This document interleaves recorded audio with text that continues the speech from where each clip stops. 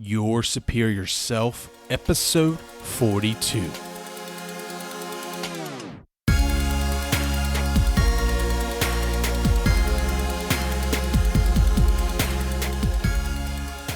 And so I can relate in the sense, like, I've been in a place where I felt like I had no purpose and the world would have been better off without me, and like I was just a burden on everyone around me. And so it's such an awful place to be in.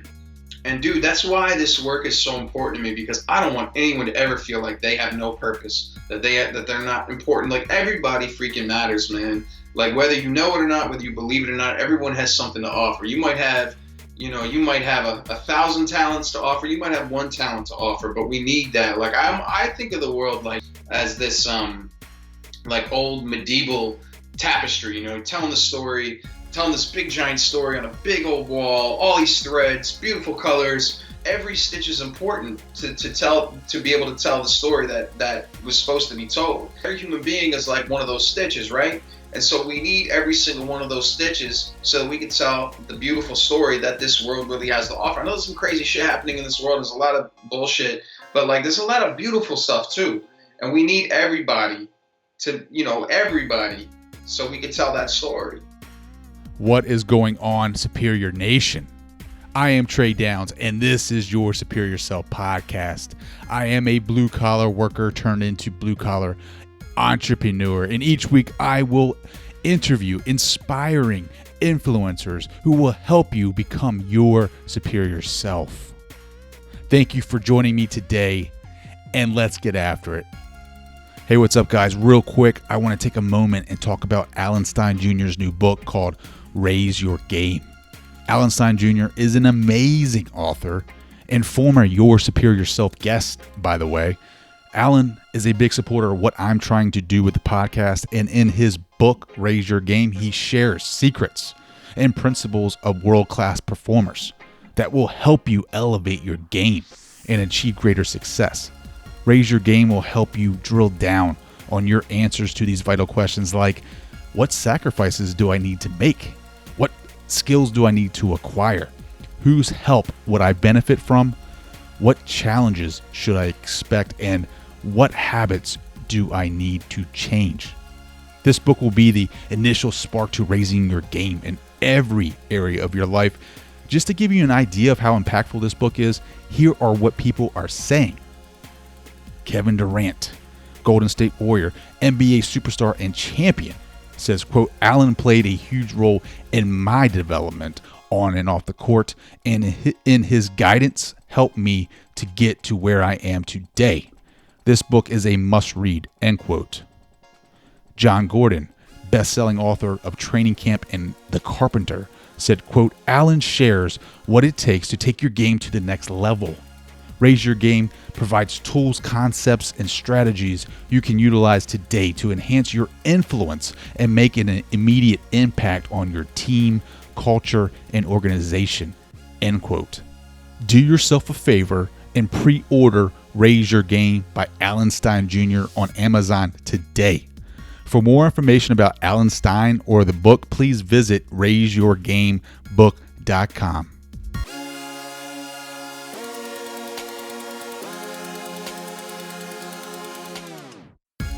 Your life is your life. Don't let it be clubbed into dank submission. Beyond the watch. There are ways out. There is a light somewhere. It may not be much light, but it beats the darkness. Beyond the watch. The gods will offer you chances. Know them. Take them. You can't beat death, but you can beat death in life sometimes. And the more often you learn to do it, the more light there will be. Your life is your life. Know it while you have it. You are marvelous. The gods wait to delight in you. And that poem is called The Laughing Heart by Charles Bukowski. I wanted to choose a powerful poem because today's episode is just as powerful. I talked to Josh Rivedal about mental health and suicide prevention. Joshua is a speaker, innovator, social entrepreneur, and he is the creator and founder of Changing Minds, a mental health-based curriculum along with the Impossible Project. He is trained in human capital management with an emphasis in coaching from NYU and is also trained in QPR, ASIST, and the Teacher's Edition of Emotional Intelligence from Yale University Center for Emotional Intelligence. He is the author of 4 books and a co-author on 2 journal papers, one on the trajectory of the survivor of suicide loss, the other on surviving trauma.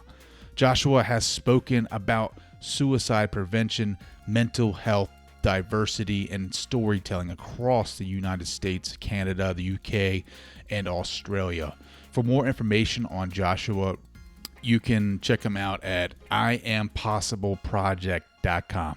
So without further ado, here is Joshua Rivedal.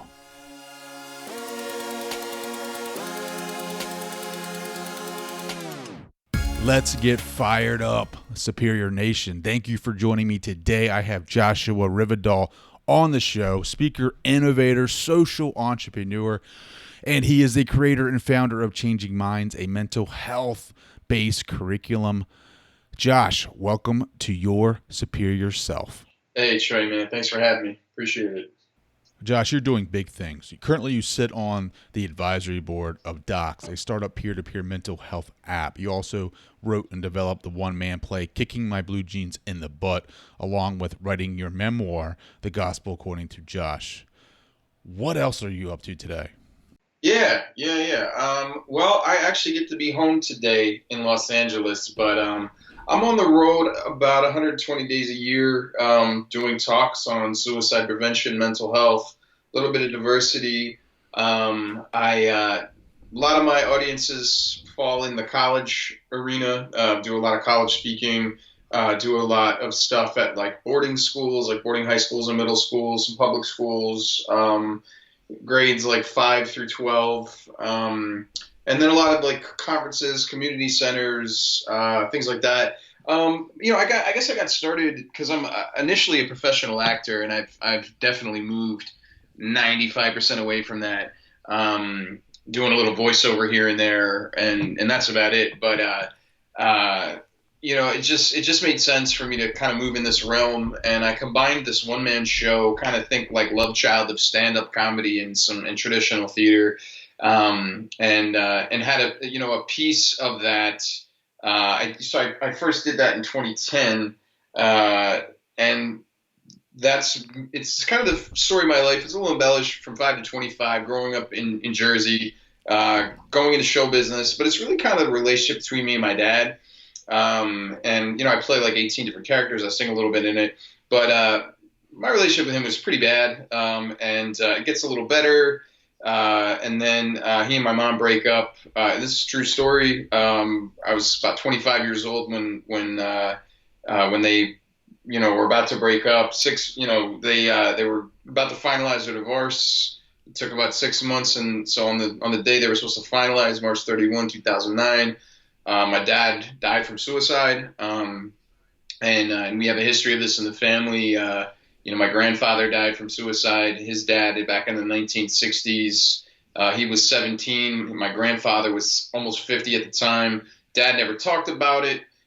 He didn't even know that his kids knew. My mom told us a secret when I was like a teenager, and so this kind of all stuck with me. And so a little bit of that's in this one-man show.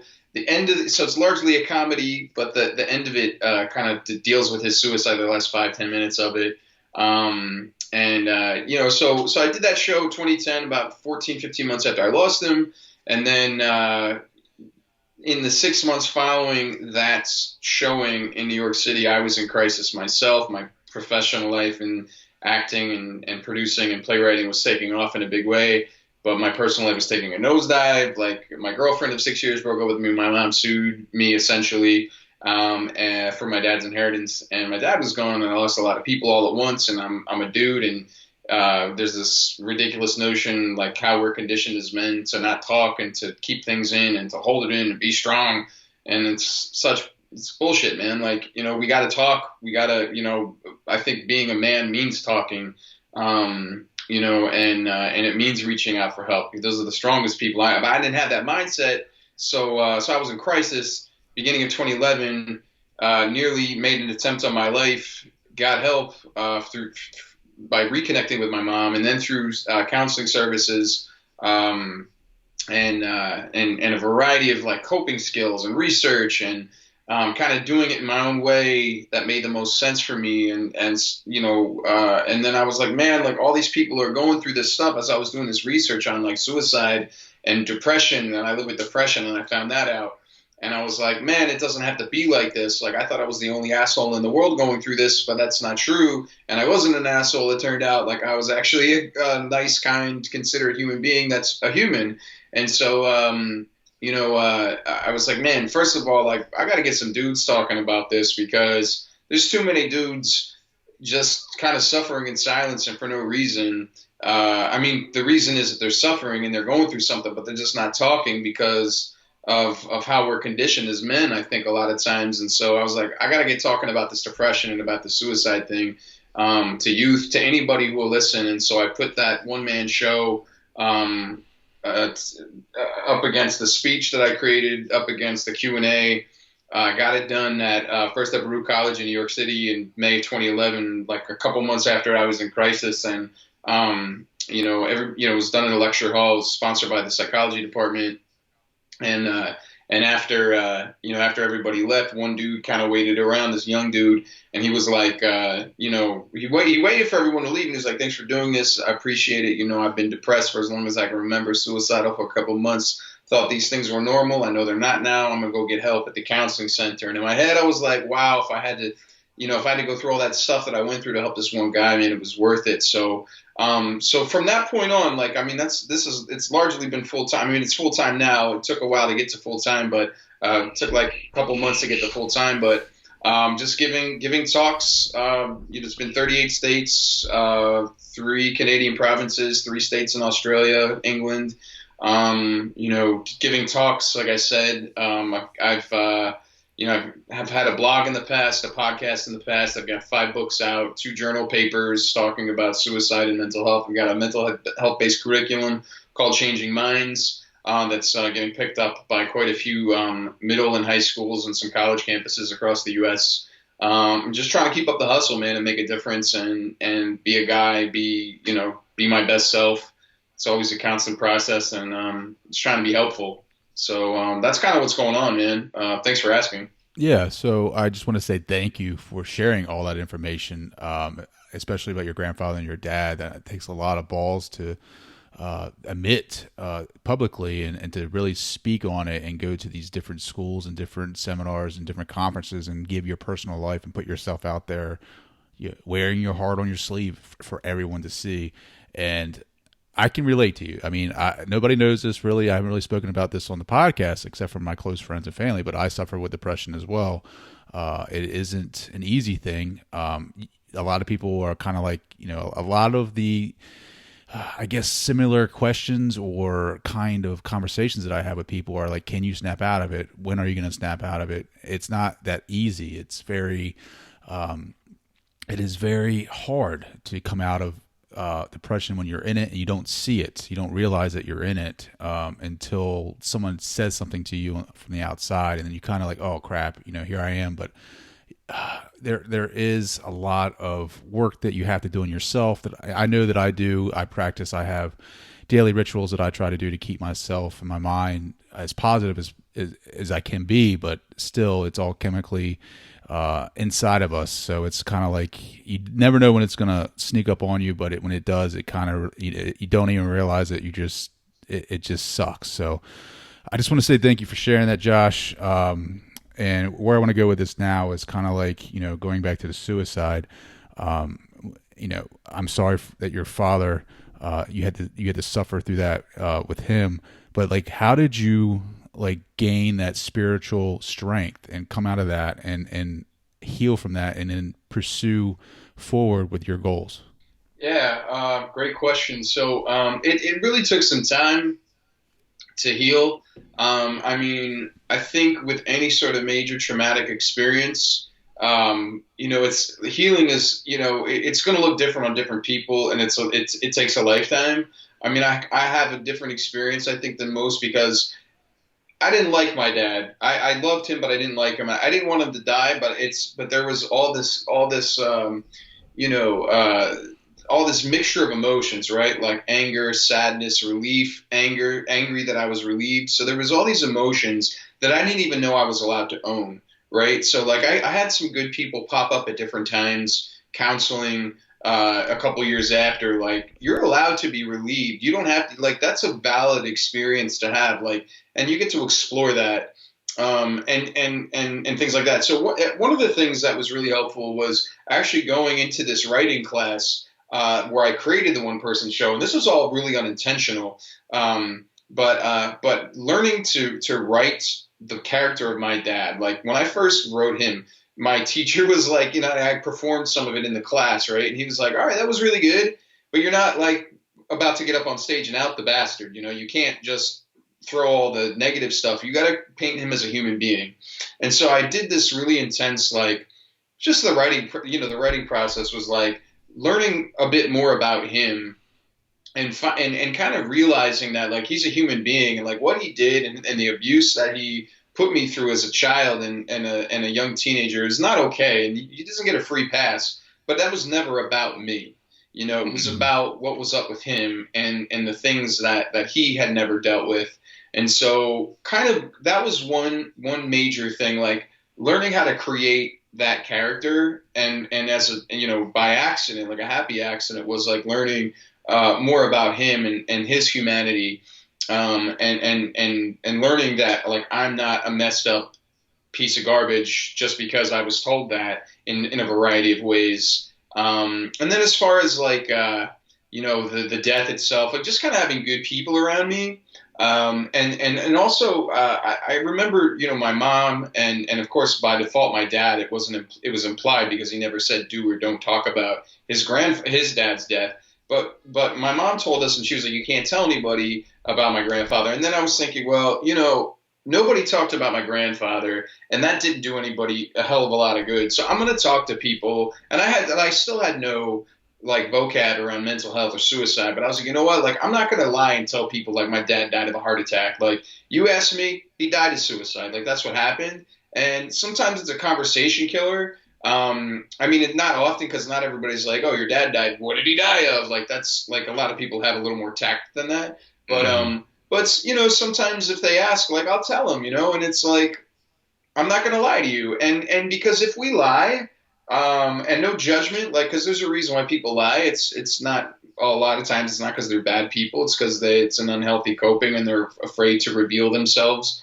They're afraid to be judged and stuff like that. So, but your secrets own you. Your secrets own you. So we gotta be super honest about a variety of different things. That's something I'm constantly on the ball with, like these little white lies and stuff. Like I'm not immune to stuff like that. I'm just saying in terms of like what I went through with my dad, like owning that secret and saying it's not a secret anymore. Like he died of suicide. Like that was a big thing. That was really empowering.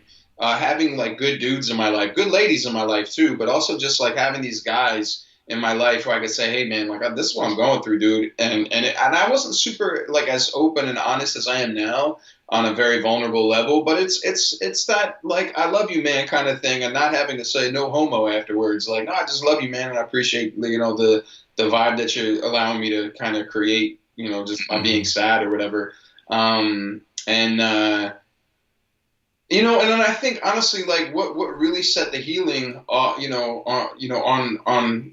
a really healthy healing journey was after going through my crisis and still kind of not being able to deal with my dad's death. Like one of the things that was really, really helpful beyond the therapy, with counseling therapy, which was huge, was this was another happy accident, but it was throwing myself in the service of others, like giving of myself and offering my time and my energy and my talents. And in the space of suicide prevention, but also in different spaces, like helping a kid tie a shoe or reading, somebody a book or giving a couple of bucks to a homeless person, like one of the fastest ways to heal, to find self-confidence, to build self-esteem, to build that that idea that I have purpose, I matter, is to throw yourself in the service of others. That's what we're here to do, is to leave this place better than we found it. So I think it was a little bit of a combo of good people, counseling, being in the service of others, and some of that writing, that I was doing early on. Mm. Well, with your grandfather and your father both, suffering from suicide, do you ever wonder if that dark shadow is coming for you? Like, do you feel like you are more susceptible to that? Well, all right. So that's a good question as well. So back in 2011, like I certainly was susceptible to suicidal thinking, and where the thinking was sticking around and not going anywhere, and I was like, I nearly made an attempt on my life. Um, Technically, statistically speaking, yes, I'm more susceptible because it's in my family. It's technically like a quote unquote learned behavior, like that nurture versus nature versus nurture kind of a thing. Here's the thing, though. I'm not worried about it anymore. I have a lot of coping skills, safety nets, phone numbers, people I can call. And I'll tell you what, and this is pretty normal. Like most people think about suicide. That's normal. What's not normal is, and I don't mean a judgment kind of a normal. I just mean what's not normal is if the thoughts stick around and won't go away. So I have these thoughts, right? But I don't entertain them when the thoughts come in, into my head. I don't serve them tea and coffee when they're up there. I'm like, you got to go. It's time to peace out. It's time to go. And I don't let them. And I have some of those tactics and tools, some of the stuff that you spoke about, that you can go into depth about, but just I have these tools and things that I do to make sure that these things don't stick around. And I got to do things on the daily as well. That's just management and upkeep, like going to the gym, like practicing a language, like treating kidney disease or heart disease. Like it's just stuff I got to do. That's management, and it's not that hard. It's just a matter of staying on it. Be like, oh, I feel good, so I don't have to do this stuff anymore. No, you feel good because you've been doing that stuff. So stick to it, man.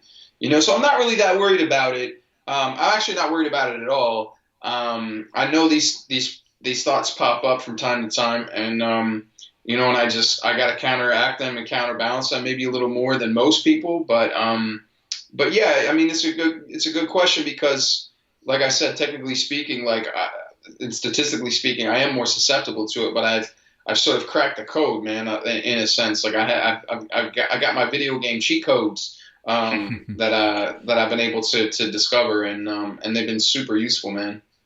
Yeah, so you're conscious to this, and I think that's great. Like you have safety nets, you have protocols in place in case these thoughts stay longer than what they're supposed to, and I think that's awesome, dude. But like going back to when your dad went, or let's say like when did you get inspired to start speaking to people? Was it like when you were coming out of your your tough time? Was it then, or was it just something that hit you one day and was like, I got to talk about this? It's a little bit of both, but it was definitely like coming out of my tough time. Like it was, I knew coming out of this within a few weeks, like I needed to help people in some way because I felt like my entire life up to that point was just about me, and that wasn't really working out too well. But I was, I knew I wanted to help people coming out of this, because everything in my life up to that point was all about me. And that wasn't working out too well. Like, how can I climb the rungs of the ladder of success of being an actor, playwright, all that stuff. And I was like, it was unfulfilling, man. So I was like, let me do something. And I didn't know what I was going to do. I was like, am I going to be a teacher? Am I going to be a crossing guard? Like, what the hell am I going to do? And I had this idea one day, like about a couple of weeks, maybe a month after my suicidal ideation kind of cleared up. And it was this idea like, hey man, let me take this, this one man show that I had that people were kind of connecting on when I was doing it in New York City. And let me throw some education on this because I knew that I wanted to I think I mentioned previously, like I knew that I wanted to talk about this a little more. I just didn't know who, how, where, what, when, why. Yeah, man. So it's a little bit of both of like this kind of, I want to do something, and then kind of this epiphany kind of hit me, at one point as well. Like, this is what I'm going to do, and this is how I'm going to do it. So Yeah. your one man show, that's called The Gospel According to Josh, right? Yes, it is now. It was back then. Like it's actually called. So I have a book called that that's based on the play, but it goes into more depth. But I actually changed it for like college, high school kind of thing. Like when I do it there, it's called "Kicking My Blue Jeans in the Butt" because people like get this weird idea like, oh, he's gonna like preach or do something, weird. It's not, and it's just not that, And Mm-hmm. so to counterbalance that, like from jump, it's like nah, man, this is just going to be, kind of a fun thing, and that's what we're going to do. So, yeah. So at one point it was, What's your reaction? Like, what's the crowd reaction when they see this one man show? Like, what's the feedback? dude. It's not because we're speaking publicly. I mean, think what you want. I mean, but it's incredible, man. People connect to it in a big way because it's a true story. I'm real. It's funny. It's weird at times because I can be a little weird. Like I'm not really afraid to let people know that. But they connect to it in a big way because it's entertainment, and then I get to use that to then jump into some educational stuff. And what's cool about the educational stuff is that like it's not I'm not preaching at them, and I've already connected with them on a storytelling level, and so they're more apt to be open to listen. And in fact, like a lot of the stuff that I've been through, like different people can connect, and so I end up having like really deep conversations with people after, whether it's like I want to get help, or my friend went through this, or I went through that. They might even just share with me like something unrelated to suicide, but it might be like I've been through this kind of abuse and I've never told anybody before. I've had some people open up recently, like about some really, really deep things, and it's like an honor just to share that space with them, and they trust me, and it's like I'm not trying to fix them as they're telling me these are like really deep and sometimes dark things, and I'm like, the only thing I do is like, wow, that I just hold that space with them, like that must have been difficult, like I feel for you, that kind of stuff. And if they need, professional support and guidance and that kind of thing, like, I'll throw that if I feel that that's appropriate or needed.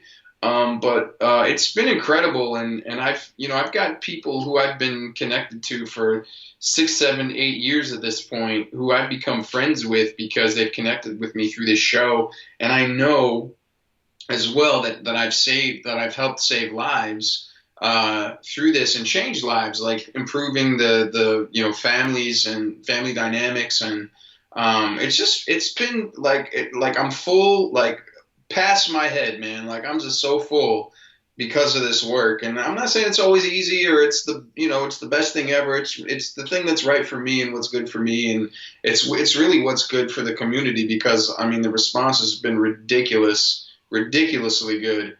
And that's the only reason I keep doing it, is because I'm connecting with people, and I'm helping out, Yeah, we definitely need more people like you in this world to really help out with this epidemic, because I feel like it's just overwhelming, the stats. Like it's crazy to me. I look at the stats and it shouldn't, like it just, I feel so like my heart hurts for these people that are going through it. And I don't know if they, like, do you see it? Like, do you see yourself, like, obviously you have these thoughts, but do you ever see yourself like being in that situation where it gets darker and darker and darker and then it's too late?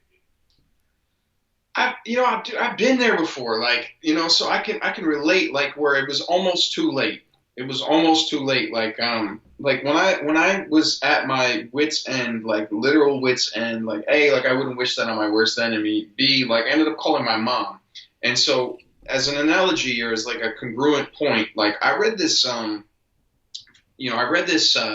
about Iwo Jima, the Battle of Iwo Jima, World War II. Author was saying in this book that a lot of young people, young men specifically, because that was all who was allowed to fight back then, was young men. Uh, right when they're about to die, or if they assume that they're about to die, or they're at that point, they call out for their mom at the very end. It's just kind of this natural reaction, and I called out to my mom, and I was nearly at the end, and she ended up helping me out and becoming my mom again. And so I can relate in the sense like I've been in a place where I felt like I had no purpose and the world would have been better off without me, and like I was just a burden on everyone around me. And so it's such an awful place to be in. And dude, that's why this work is so important to me, because I don't want anyone to ever feel like they have no purpose, that they're not important. Like everybody freaking matters, man. Like whether you know it or not, whether you believe it or not, everyone has something to offer. You might have a thousand talents to offer. You might have one talent to offer, but we need that. Like I think of the world like as this like old medieval tapestry, telling the story, telling this big giant story on a big old wall, all these threads, beautiful colors, every stitch is important to be able to tell the story that was supposed to be told. And if we don't, and so the world, every human being is like one of those stitches, right? And so we need every single one of those stitches so that we can tell the beautiful story that this world really has to offer. I know there's some crazy shit happening in this world. There's a lot of bullshit, but like there's a lot of beautiful stuff too. And we need everybody so we can tell that story, Mm-hmm. and it just breaks my heart to see people in that place of despondency and being down and feeling like they don't matter. And that's why I want to do it. It's not like I just don't want them to feel that way. Everybody's going to die at some point. That's not really the point. My point is like prevention of feeling like you don't matter, that you're not important, that you feel alone. Nobody should be alone before they pass away. Nobody should want to pass away. Like it's not human nature. Like truly, and I don't mean this with any judgment, but it's really not human nature to want to die. Like we do everything, like that's our nature, like our evolution says, like we've lasted, all right, some of you out there might say 5,000 years, I might say a couple million, but like, regardless, it's a long ass time in the history, in the world, to be like on the run, surviving, beating up a saber-toothed tiger just so we could have 10 people on this earth. You know what I'm saying? Like Mm-hmm. we've done a lot of things to survive as human beings. And then, for someone to say, I'm good, I'm tapping out, like, because I don't feel like I'm an important part of this thing. No, you are, dude, or lady, or whoever, it breaks my heart, man. It really does. So what's crazy is I was just reading, I think it was a Tim Ferriss article or a blog or something on suicide just like a couple days ago, and he struggled with it. He talks about his story, I think, when he was in college, and he goes a little bit in detail with that. I'll let you guys read up on that, but one of his responses to people that are thinking about suicide is you don't realize that other people that it's going to affect. Like it's going to affect your family, your friends, like 10 times worse than what you think it's going to. You're not just hurting yourself, you're going to be hurt everyone that loves you. You're taking away from them as well. You're not just doing it you're not just leaving this world by your decision. You're also hurting others in the process. Mm-hmm. And he also goes on to say, like, you don't even know if the afterlife is better than what you are right now. Like, you don't know if it's better. Like, it could be, we have no clue. Yeah, you might believe in heaven or hell, but realistically, we don't know what's on the other side of that wall. Like, we don't know. It could be freaking worse, like we just don't know. And I don't know. What's your thoughts on that? Trey, I'm glad you brought that up. I think that's really interesting discourse, and I think Ferris brings some valid points to the table. And I would just say to Ferris, if he ever gets to listen to this, we got to be careful about that thought about how we frame this conversation sometimes, because it's not like I'm going to go to a better place. I mean, sometimes it is, right? Or like, think about your family. What people are really thinking, like nobody really actually wants to die. It's that they don't want to feel the way they're feeling, and they don't know how else to get out of the situation that they're in, right? So it isn't really about the death piece as much as it's like the worst, like not worst, but the most unhealthy coping skill. It's an unhealthy coping skill to deal with one's problems, and either having a lack of vocab or a lack of resources or the knowledge of resources and stuff like that. It's a matter of like, and I mean this with no judgment. I don't mean stupid. I mean ignorant, not stupid. They don't know the people around them, the things around them, they haven't been trained, they haven't been taught, they don't know how to create, and I can relate because I've been there. I didn't know that people existed that loved me, that the support system that I could rely on. A lot of the people that are in most of the people in my support system now, I didn't even know back then. And so I've had to cultivate that over a period of time. So, in a sense, like sometimes an insulating factor against suicide, like with parents, sometimes is like, oh, my kids, like, I have like a 3 and a 2-year-old or something like that. Sometimes that's an insulating factor and that can be helpful. But if I was sitting with somebody in crisis, I would never say, think about your family, think about your kids. What about the afterlife? I would sit with them and say, hey, like what you're going through is real. I hate that you're going through this. Keep telling me more.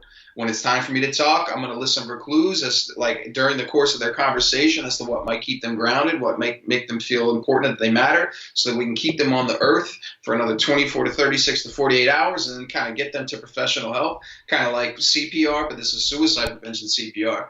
So you want to sit with them, listen for clues, tell them how much they mean to you, not in a guilt trip sense, but like, hey, I remember like last year my mom passed away, like, man, you were just my rock player. Like you were there for me. And I'm going to be here for you. Like, and telling people like, hey man, I don't know if it's going to get better, but I tell you, it's going to get different, because you can't promise somebody it's going to get better. It probably will, but it's such a trite thing to say. Like, oh, it's going to get better. Like bullshit. When? So now you're talking about deadlines and timelines. Like, I don't know when, cause I tell you, like my life is difficult sometimes, and it has gotten a lot better. Like so good, beautiful. But it hasn't always gotten better. Sometimes it gets worse, and then it gets a lot better. You know what I mean? So, and then I think we got to know our resources, like how to refer this person to professional help. Make sure they're safe. They got to sleep at your house. Let them sleep at your house, man. You sleep at their house. Sleep at their house. Make sure they got no like stuff in their house that they can harm themselves with, like some kind of a weapon or pills or whatever, man. Just make sure, we are our brother and our sister's keeper. We can't do it alone. That's why we need that support. But I would just say, like, going back to the Tim Ferriss thing, like we just got to be careful not to shame or guilt somebody into stuff, because that's going to make them shut down. It's a valid point as a point of like existentialism and context, but I wouldn't necessarily say that to somebody if I was sitting with them and they were in crisis, like, I'd be more careful and kind and gentle. So anyway, took you on the route on that. Yeah, absolutely. I mean, you definitely got to be gentle. They're in a state of despair, like the worst despair, like the worst of the worst despair, actually thinking about taking their own life. And it's sad to think about, just because I haven't been there, but I can't, you know what? I can't even imagine. I'm not even gonna lie about it. Like, I can't imagine how you get to that point. I know that I struggle with depression, but just to think about that's your last resort. And like you said, you want to get rid of that pain. You're not thinking about anything but that pain. It's a sad thing. And I'm very thankful that you're able to get out there and spread the word and spread the message on how to get help, and maybe set up some steps for yourself to kind of pull you out of that darkness. But I just want to say thank you, dude. So going and talking a little bit more about you, like, how did you get into like the acting, the playwriting, the one-man show?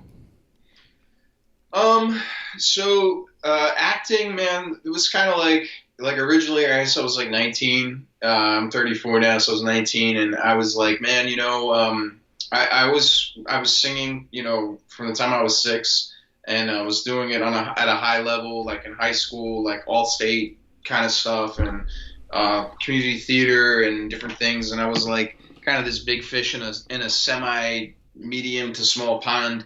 And I was like, you know what, I think I can do this. So I made a push to go toward musical theater. I got waitlisted at a college where I was supposed to actually be a music teacher, and I got waitlisted in the school. I got into the school, got waitlisted. I was like, you know what, man? All right, I'm gonna do this year of community college, and then we'll kind of see what happens. And then at the end of that year, I was looking at schools again, and then I also I started auditioning in New York with a friend of mine.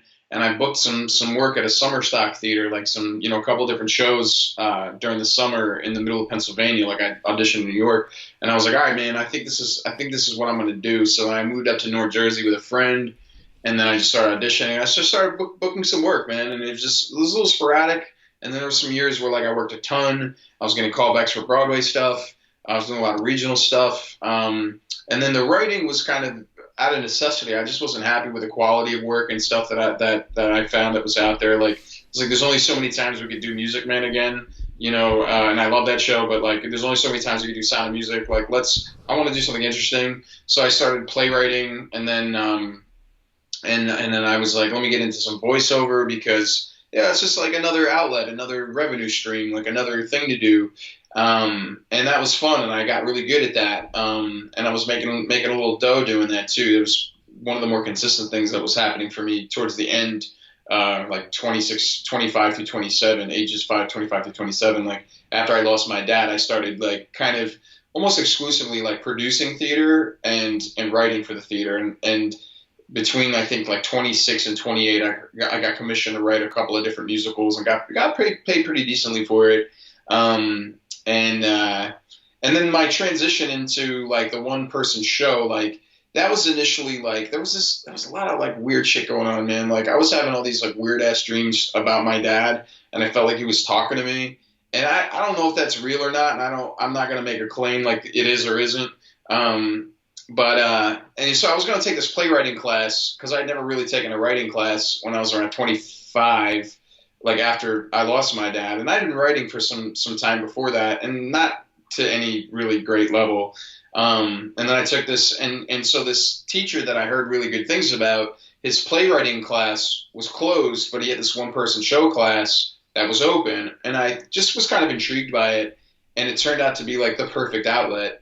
And then from there, like I was like workshopping the show in the class, and was taking this class with some stand-up comedians who were really talented and who actually have ended up creating like really amazing shows in and of themselves. And then it just kind of blossomed out, man. Like, but initially, like I just got into all this stuff, like the writing, like it was because I liked it, and I wanted to do it, and it was fun, and I was a kid, and I didn't have a lot of obligations. And I just started building upon it because I wanted to do more of it, but I wasn't happy with the quality of stuff that was out there. So like, I guess necessity is the mother of invention, right? So I just kept adding on all these tools, like the entrepreneurship in terms of like producing shows. Some of it was my stuff, some of it was other people's stuff. But I've been able to take that mindset and that entrepreneurial spirit and to create this like advocacy, arts, academic kind of a thing, and I'm able to I've been able to like create some alternative revenue streams as well, which is really quite interesting and fun, and stuff that I want to do that's a little bit outside the realm of the arts. So it started with acting, and it just kind of grew out, from that place. So I gotta ask, I'm dying to know, like during that dream, what was your conversation with your dad? It was so strange, man. It was he was telling me to tell his story. I was like, you narcissistic fuck. Yeah. He was like, tell my story, and I was like, no, man. And it finally, with the one person show, it somehow in the dream, because I never really talked to him. One of the times that I actually talked, I was like, I'm not telling your story. Like, I'm going to tell our story. Like, I'm going to tell my story, and you're going to be a part of it, but it's not just going to be you.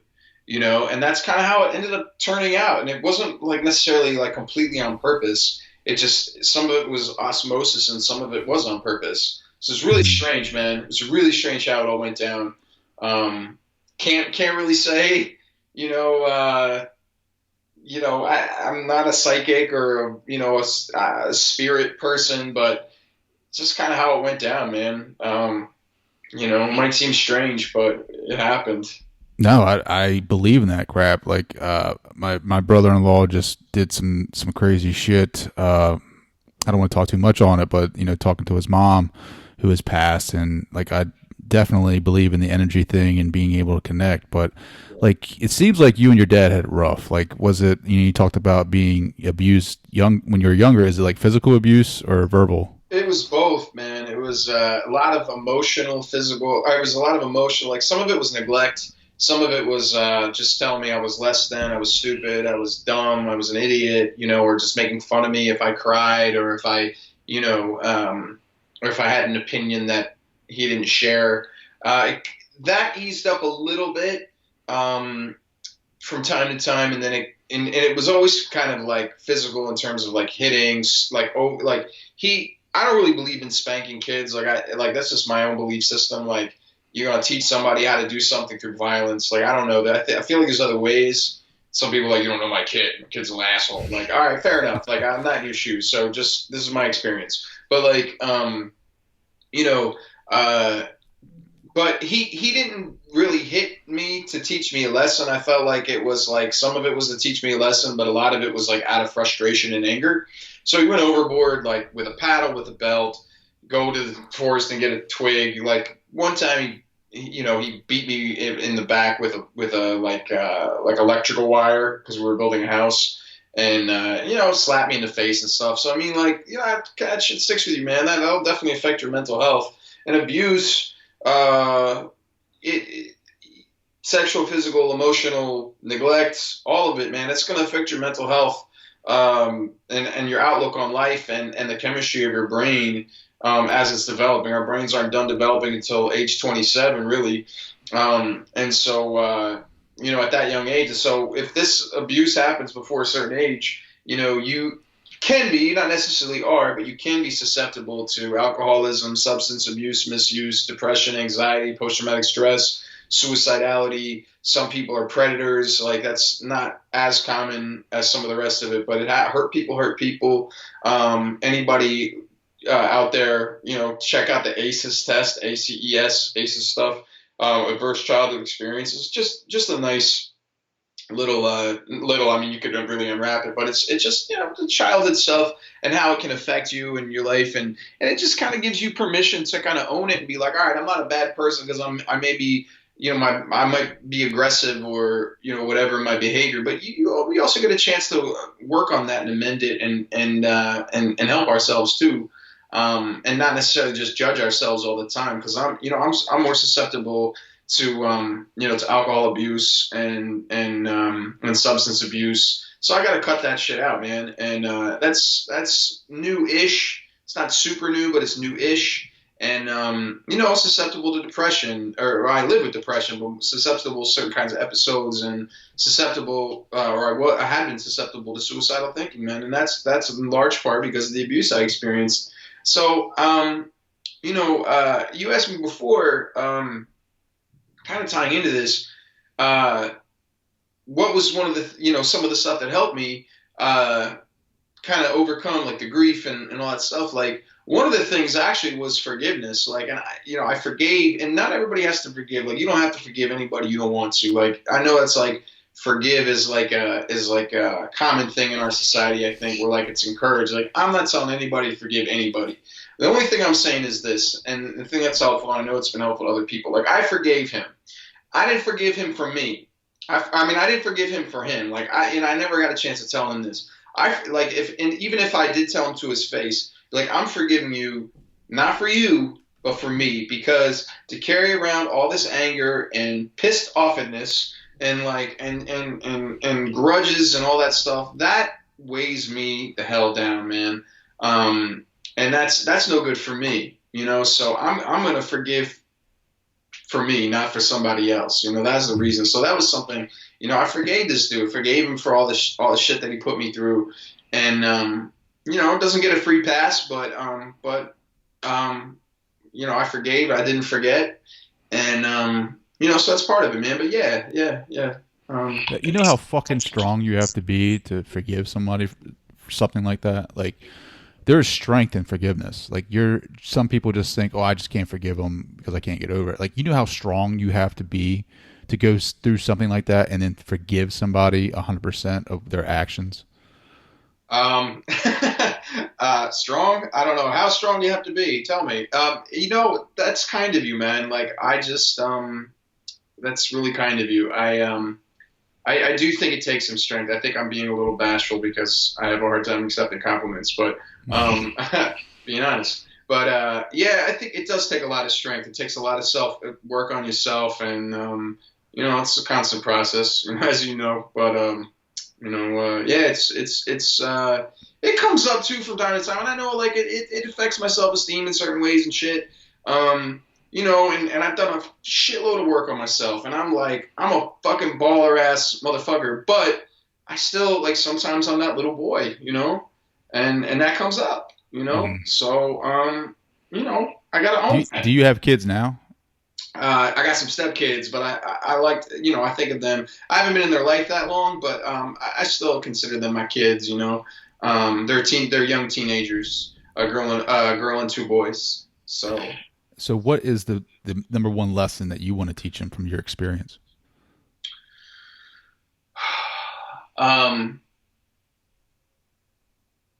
Reach out, man. Like, you're not alone. Like, reach out to the people around. People want to help you. Reach out, and you're important. You matter. You got something to offer. No matter what happened to you. You got pain. I know you got pain. They do have pain. They got some pain. They've been through some shit. Each one in their own different way. But, take that pain and use it as a rocket booster. Easier said than done. Easy to say it like that, right? But use that pain. Make it your rocket booster. Use it to propel you. Because it can crush you. No judgment. It happens. People get crushed by it. They take it, they turn it inward, they use it to crush other people, they use it to crush the world around them. You don't have to do that. You could use it as rocket boosters. Do something incredible. Fuck up some shit in a good way, I love that. So how can people reach out to you, Josh? Like, how can people connect with you if they need some help or some more information? Yeah, I'm pretty responsive on my email, Josh at IAM as in Mary, Josh at IAMpossibleproject.com. I'm not a counselor. I'm not a mental health professional. I'm an advocate. I'm a hustler. I know a lot about this, and I'm a connector. You can get at me at IAMpossibleproject.com. That's my website, the Impossible Project. You can check out my personal site. I don't think I've updated that in a little bit, but it's joshuarivedal.com. So there's a few ways to get at me. I'm not doing the social media thing as much lately. I'm just kind of over it for the time being. But I'll get back to it. But at the moment, so I'm on all the social media shit, but I'm not really, checking that too frequently. But you can get at me on email or check out my stuff on my websites and stuff like that too. So I'm pretty responsive. I try to be helpful and to get back to people and stuff. So nice. Get at them.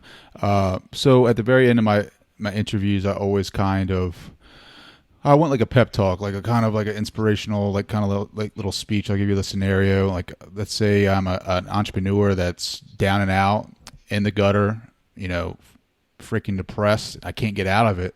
Like, what would you say to me to kind of motivate me a little bit to kind of, not get over depression, but kind of help me out in dealing with it?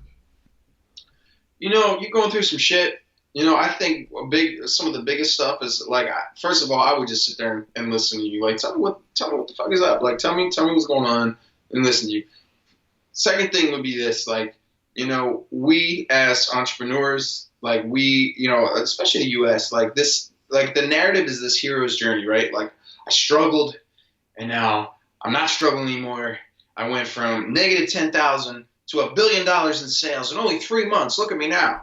There's so many people are saying shit like that, and there's this stigma in the entrepreneur community about not reaching out and asking for help, not having a certain, showing a certain face because we can't let our customers see it. We can't let our potential clients see it. Let me tell you something. That could not be more unhealthy and more wrong, because people connect. They connect to real, and just by you saying, hey, like, I need to put my email responder up for a month for my clients, or to call them and say, hey, like, I'm having some health issues, which you are. You're having health issues. Mental health is health. You could say that to your clients. I'm having some health issues. I need to take a little sabbatical. If you feel compelled to explain, that's okay. You can do that. But there are people who you need to connect to on the element of reaching out and asking for help. You can't keep you can't keep hustling hard if you're not any good for yourself. Like, you got to take a break.